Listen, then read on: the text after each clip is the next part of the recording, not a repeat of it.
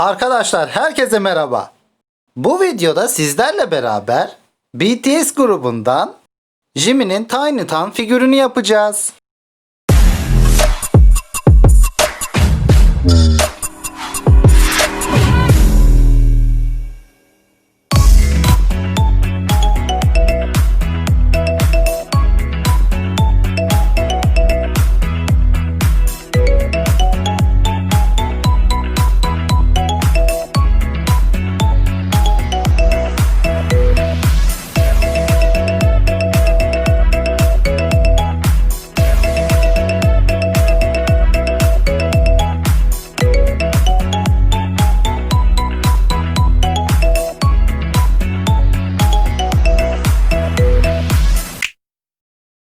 Ne duruyoruz? Hadi yapmaya başlayalım.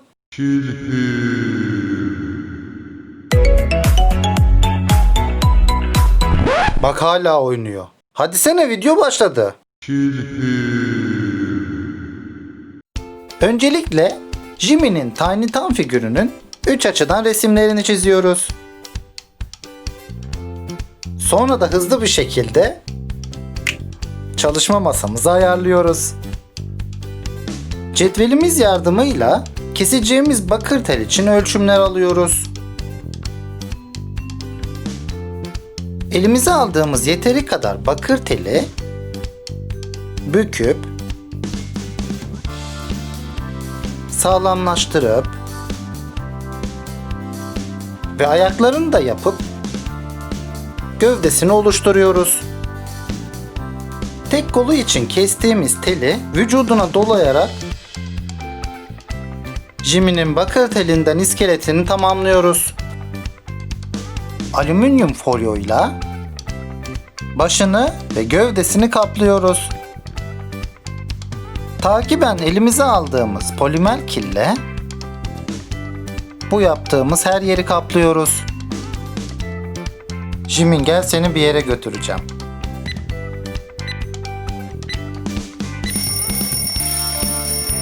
Şeklimiz fırından geldi. Birazdan yapacağımız ekleme ve çıkarmalarla sol elimdeki şekil sağ elimdeki figüre dönüşecek. Başını oluşturmak için şeklin kafasına polimer killer ekliyoruz. Ve bunları iyice oturtuyoruz. Burnunu koyup yapıştırıyoruz. Gözünün yerini kesip şeklini veriyoruz. Sonra da diğer gözünü oluşturuyoruz. Burası da minik ağzı olacak. Bu parçayla kulağını yapacağız. Kıvrımlarının şeklini verdikten sonra kulağımızı tamamlıyoruz. İki kulak da hazır. Sonra da kulakları yerlerine yapıştırıyoruz. Jimin'in küpelerini de bu parçalarla yapacağız. Yuvarlak olan ve sarkık olan küpesi. İşte ikisi de hazır. Yuvarlak olanı sağ kulağına, sarkık olanı ise sol kulağına yapıştırıyoruz. Kaşlarını çiziyoruz. Pantolonunu oluşturmak için bacaklarının üzerine parçalar ekleyip iyice yapışmasını sağlıyoruz. Ve Jimin'i fırına gönderiyoruz.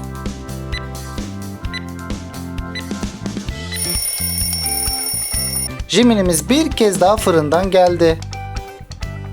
Arka tarafındaki saçlar için parçalar ekleyip iyice yapıştırıyoruz. Bıçağımızla saç şeklini oluşturup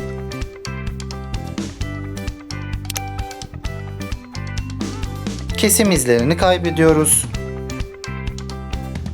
Sol favorisini ekleyip yapıştırıyoruz. Bu da sağ favorisi. Jimin'imiz böyle kel bir adama benzedi. Başının üzerindeki saçlar için parçalar ekleyip iyice yapıştırıyoruz. Saçının ayrımı. Alnının üzerindeki saçları için böyle bir parça oluşturup bunu ikiye kesiyoruz.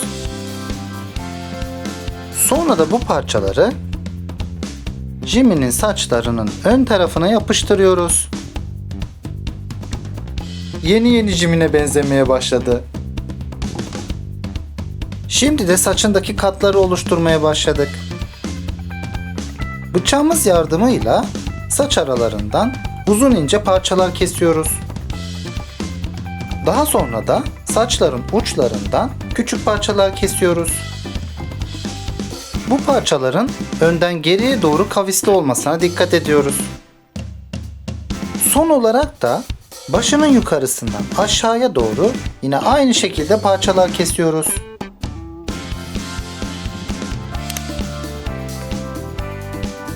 Sonra da modelleme aletimizle saçların üzerindeki hatları yumuşatıp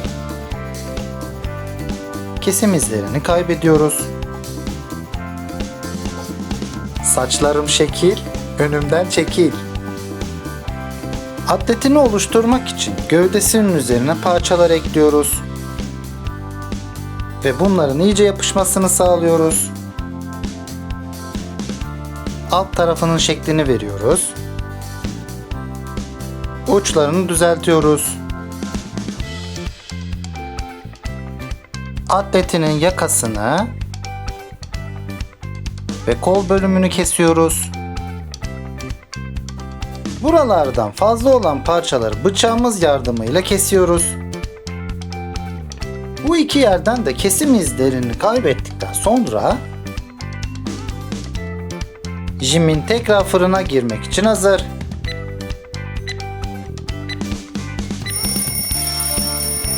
Jimin fırından geldi. Şimdi montunu ve kollarını oluşturmak için gerekli yerlere parçalar ekliyoruz.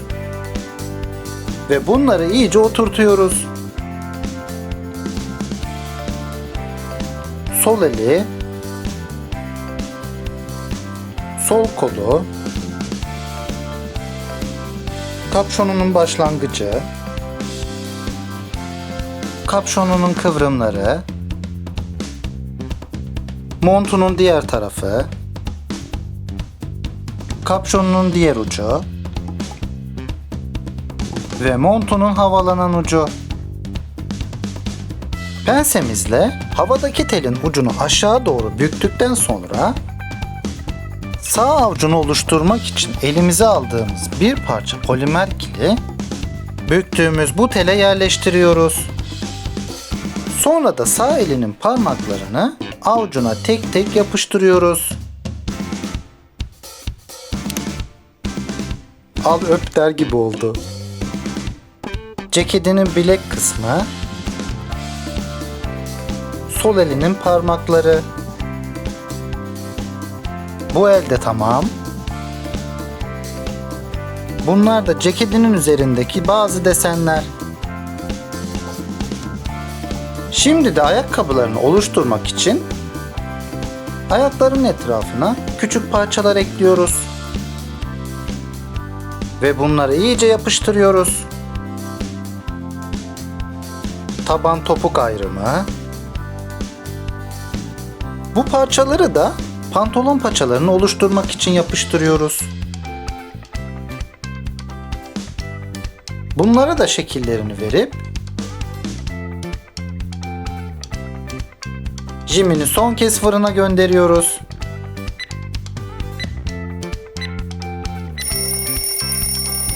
Jimin son kez fırından geldi. Şimdi onu kendi usulünce boyayalım. Elimize aldığımız açık sarıyla Jimmy'nin saçlarını boyuyoruz. Gerçi saç renkleri sürekli değişiyor. Saçları şu anda bile başka bir renge dönüşüyor olabilir. Sonra fırçamızı açık ten rengine batırıyoruz. Ve bu renkle Jimmy'nin yüzünü, sol elini, sağ elini ve sol omzunu boyuyoruz. Ta ki ben beyaz boyayla Jimmy'nin atletini eşortmanının ön ve arka tarafını boyuyoruz. Ayrıca iki büyük gözünü. Kendi gözleri açıkçası bu kadar büyük değil. Siyah boyamızı elimize aldıktan sonra Jimmy'nin ceketinin siyah olan yerlerini boyuyoruz. İnce uçlu asetat kalemi ile Jimmy'nin eşortmanının yan tarafındaki kareleri çiziyoruz. Ve fırçamızla bu kareleri çapraz bir şekilde boyuyoruz.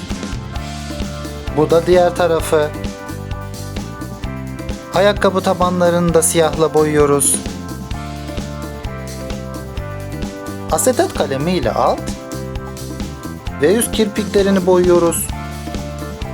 Kırmızı boyayla kapşonunun içini, ceketinin üzerindeki desenleri